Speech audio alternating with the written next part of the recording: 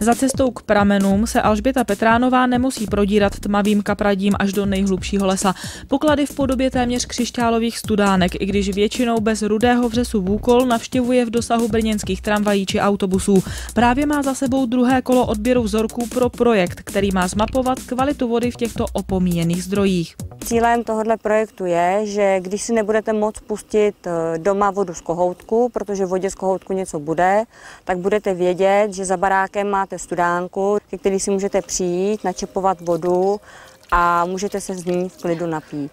První výsledky chemické analýzy z celkem 20 sledovaných studánek výzkumníky potěšily a mohou potěšit i turisty či obyvatele z okolí. Podle těch výsledků, které momentálně máme, tak ty studánky jsou vhodné k pití. Ale stále ještě nemáme mikrobiologické rozbory.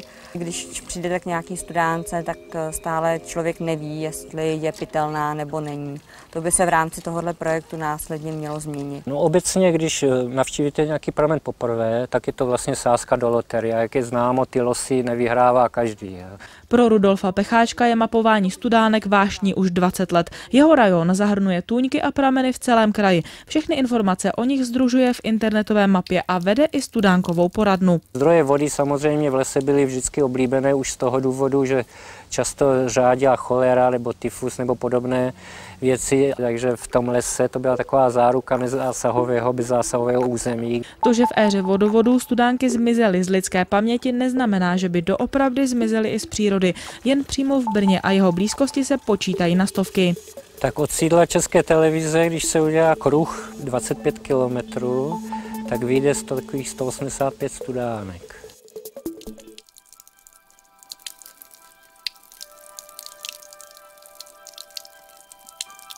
Tato studánka, o té už se mluví 200 let. A místní spisovatel František Neužil ji a jmenoval ve svých románech Použilí. Ochránci přírody z Pozořické základny si prameny ve zdejších lesích chrání. Před 30 lety začali studánky obnovovat a upravovat. Teď nastupuje další generace. Radim Balon ověřil při psaní závěrečné maturitní práce kvalitu vody těch nejvýznamnějších pramenišť. Chemické rozbory jsem prováděl, biologické rozbory jsem prováděl.